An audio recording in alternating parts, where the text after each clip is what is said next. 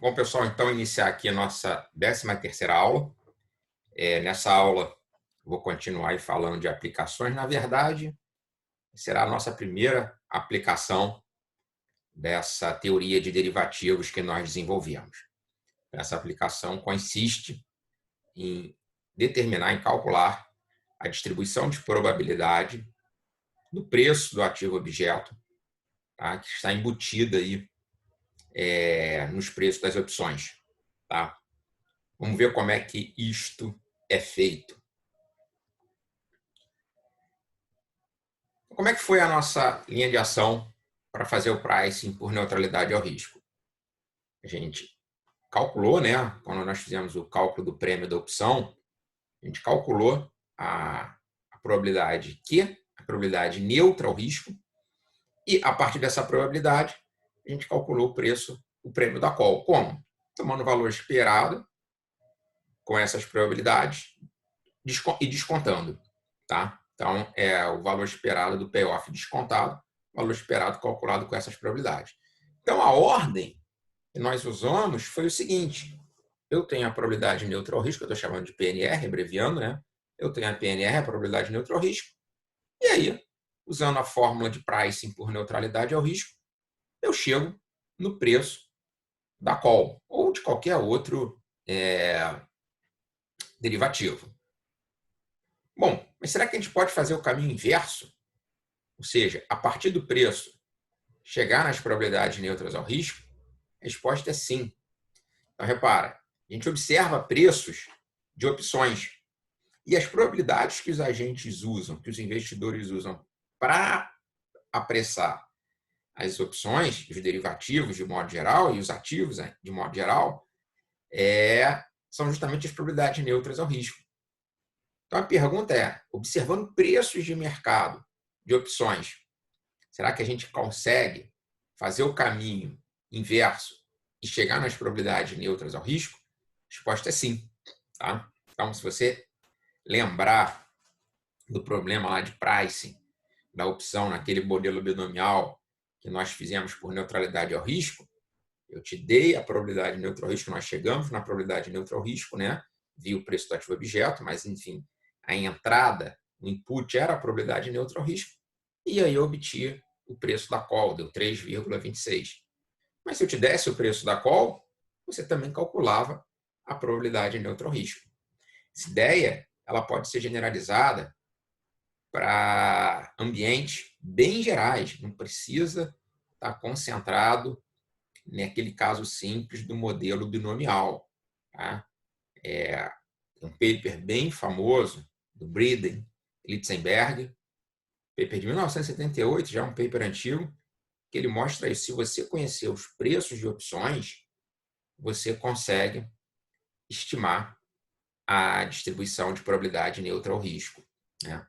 Ele imagina aí uma distribuição contínua, portanto, a distribuição contínua é caracterizada por quê? Pela FDP, pela função densidade de probabilidade.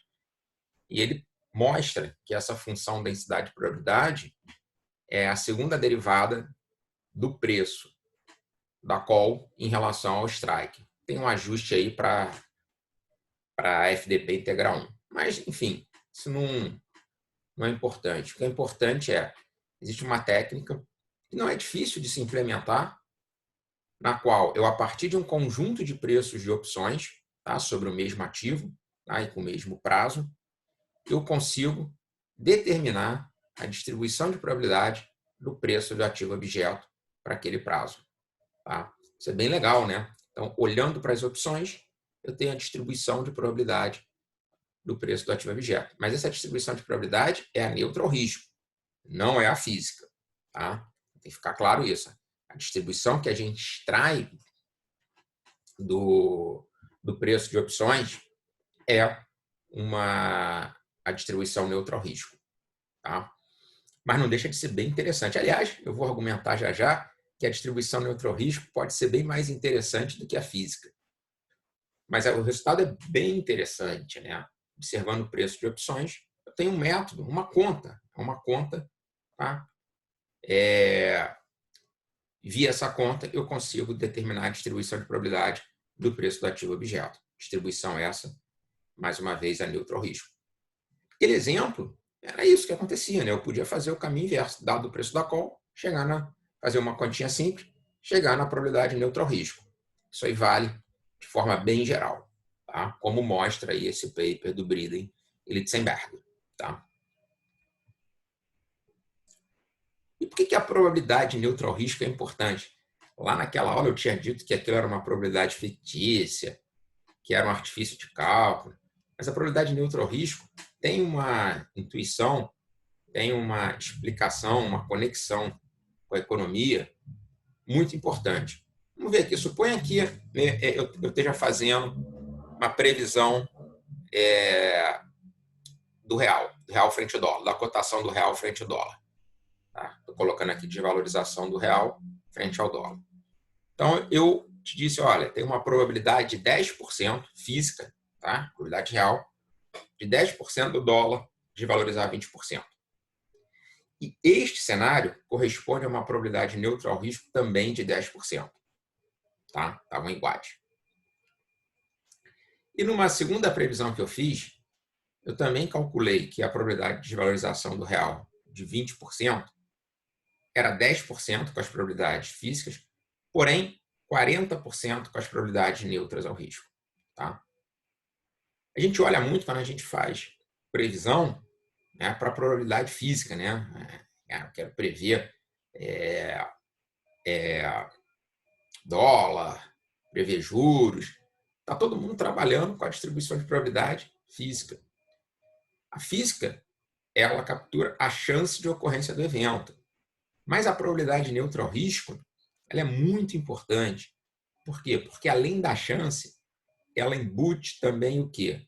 Ela embute também a aversão dos agentes àquele estado. Então, o que essas duas previsões aqui têm de distinto? Elas têm de distinto o quão ruim é a desvalorização de 20%. A previsão 2 me diz que os agentes eles têm muito mais aversão, muito mais receio a uma desvalorização de 20% nesse cenário do que nesse. Porque pode ser que uma desvalorização de 20% do real, dependendo do momento, pode ser ruim, pode ser muito ruim para a economia, pode ser indiferente, enfim. Quanto essa desvalorização vai machucar, né, vai ser negativa do ponto de vista econômico, pode variar. Né? Uma desvalorização de 20% no passado pode ter sido muito ruim, mas atualmente pode não ser, enfim. Isso depende das condições econômicas, depende das preferências dos agentes naquele momento. E as preferências dos agentes estão aqui, né? É aqui que, lembra, as probabilidades neutras ao risco, elas estão ajustadas pela aversão ao risco, pela preferência dos agentes. Então, quando eu tenho aqui que a desvalorização de 20% está com uma probabilidade neutra ao risco de 40%, significa que este cenário aqui é mais preocupante que esse. Os agentes estão mais apreensivos neste momento. Né? Isso aqui pode ter sido uma previsão feita em 2007, essa aqui foi uma previsão feita em 2015, ou seja, momentos diferentes.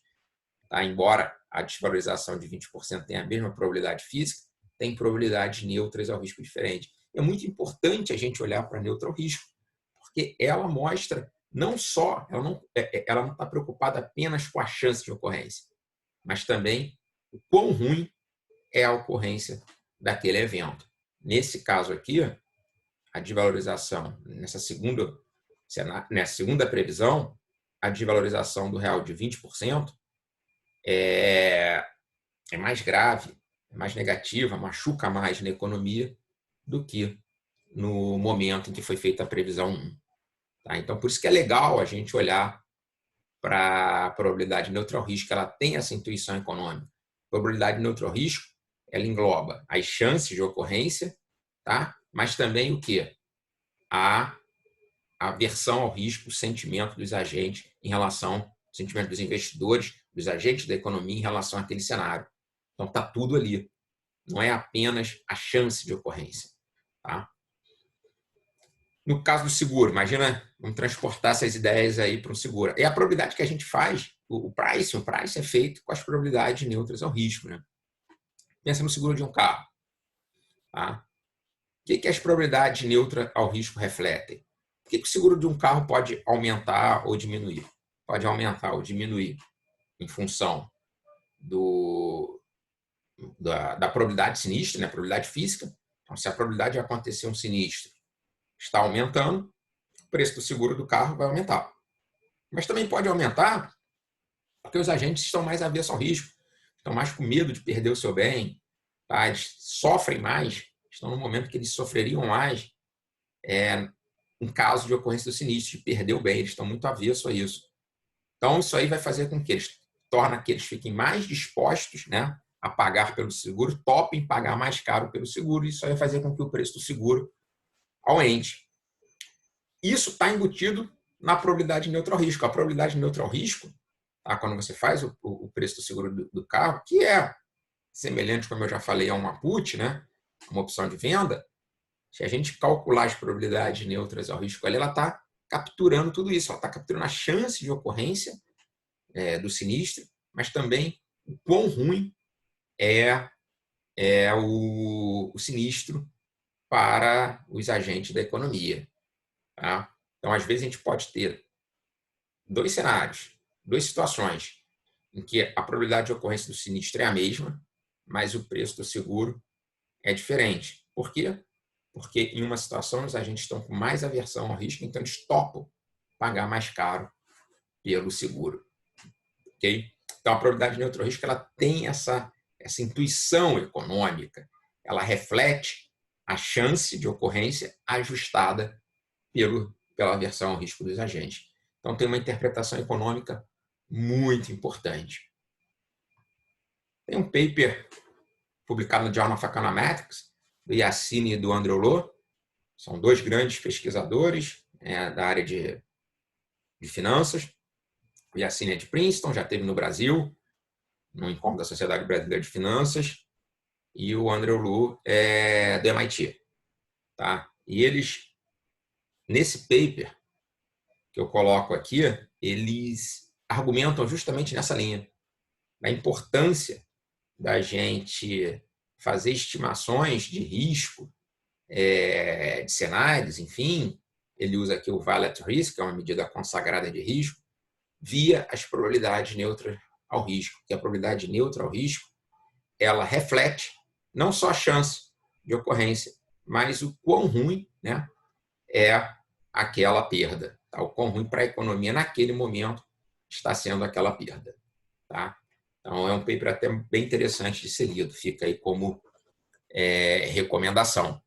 Tá? E vai aí defendendo essa ideia que eu estou colocando aqui. O Banco da Inglaterra, né, ele faz isso. Então, a partir de opções de taxa de juros, ele estima a distribuição de probabilidade da LIBOR, e aqui eu tenho um exemplo da LIBOR de 3 meses. Tá? Isso aqui é um relatório divulgado aí pelo Banco da Inglaterra. O que ele faz? A partir de opções de juros, faz aquela continha. Olha, eu tenho o preço da opção, como é que eu faço o caminho inverso? Mais uma vez, tem toda uma conta lá baseada no paper do Briden Exenberg. Tem outros papers que também propõem estratégias para se realizar essa inversão, ou seja, a partir do preço das opções, chegar na distribuição neutral risco, nas probabilidades de neutral risco. Eles fazem essa conta. Mais uma vez, é um problema de engenharia financeira bem resolvido já, e obtém a distribuição de probabilidade aqui nesse exemplo da LIBOR. Tá? Nesse relatório, é março de 2000, tá? Desculpa, o relatório foi feito no dia 5 de janeiro de 2000, tá? Tendo aí a distribuição de probabilidade da LIBOR para março de 2000. Tá? Então, você vê aqui a distribuição, né? A cara aí de normal, não está tão uma distribuição normal, tem uma certa simetria, ela está mais tortinha aqui, né? Desce mais rápido aqui nesse ramo, tá? E aqui, como é uma distribuição contínua, se eu quiser calcular alguma probabilidade, eu tenho que fazer o quê? Calcular a área embaixo da curva. Então, essa área cinzenta aqui representa a, a probabilidade da LIBOR de 3 meses ficar entre 5,75 e 6,25. Tá? Então, legal, eu tenho a distribuição de probabilidade da LIBOR e eu posso fazer isso para dólar, por exemplo. Posso pegar opções de dólar no Brasil e calcular a distribuição de probabilidade do dólar. Pego um conjunto de opções de dólar negociados no Brasil, todas para o mesmo prazo, digamos o mesmo, seja opções com vários strikes, né? Opções com strikes diferentes, e estimo a distribuição de probabilidade do dólar daqui a um mês. Pego as opções de dólar com 6 meses. Pego várias opções de dólar, né? Vencendo em 6 meses com strikes diferentes. A partir disso, jogo nesse mecanismo aqui de inversão, né? E consigo a distribuição de probabilidade do dólar para 6 meses. Claro, para o método funcionar, a gente tem que ter opções líquidas. Tá? Então, tem que ter opções com vários strikes e que sejam líquidas, que os preços estejam bem formados. Mas posso fazer, pego opções sobre Bovespa, digamos, vencendo em um mês. Tem opções sobre Bovespa com vários strikes vencendo em um mês. Vou lá, aplico esse mecanismo de inversão, lá baseado no paper do Briden-Letzenberg, por exemplo, e obtenho a distribuição de probabilidade do Ibovespa, do índice da Bolsa, para 3 meses. Para um mês, desculpe, estava fazendo o exemplo de um mês. Tudo bem? Então, bem interessante essa aplicação, né? E, frisando, que você extrai a probabilidade neutral risco, não é a física. Mas a probabilidade neutral risco tem interpretação econômica e uma interpretação econômica muito importante. Vamos ver o caso do CDS. Meu exemplo aqui simples do CDS. Como é que a gente pode calcular a probabilidade de default embutida no CDS? Mais uma vez, vai ser a probabilidade neutral risco. Sempre que a gente falar de probabilidades extraídas de derivativos, de preços de ativos, em geral, a gente vai estar falando da probabilidade neutral risco, porque é ela que é usada, é ela que entra na conta, né? Se a gente observar a fórmula do pricing por neutralidade ao risco, é ela que entra lá na fórmula. Vamos supor que eu tenho um caso bem simples, um CDS de um ano, tá? O valor de face do título é 1, tá? O CDS vai ser vendido aí para proteger um título com valor de face igual a 1. Vamos supor que o prêmio só é pago ao final do ano, tá? Para facilitar aí a nossa conta, tá? Então, vou vender um CDS, tá? Não vai ter pagamento nenhum na abertura, zero. Daqui a um ano, quem comprou o CDS vai me pagar o prêmio, tá? Desse CDS, que é o spread, que eu estou chamando aqui de spread, que a gente chama de spread porque, em geral, esse prêmio é expresso aí, né, como um percentual, tá? E representa aí um percentual acima da taxa de juros risk-free mundial, né, que seria aí um título do Tesouro Americano. Então, esse spread é um percentual do valor de face. Tá? O valor de face é 1.000, o swap o CDS está cotado a 10%. Significa quanto que você paga pelo aquele CDS, você paga 10% de 1.000, ou seja, 100. Tá? Então, vamos lá. Vou vender um CDS, só que o pagamento do prêmio, para facilitar, vai ser feito apenas no vencimento, que é daqui a um ano. Então, hoje não tem pagamento nenhum. Então, hoje o valor é zero. Tá? Eu quero saber o prêmio que eu tenho que receber daqui a um ano. Então, seja Q, estou chamando de Qzinho, a probabilidade de default. E R, o recovery. O que é o recovery? É o quanto eu recupero do título se ocorrer o calote. Tá? Então, 1 menos Q é a probabilidade de não ter default. Então, se não tiver, eu vou vender o CDS.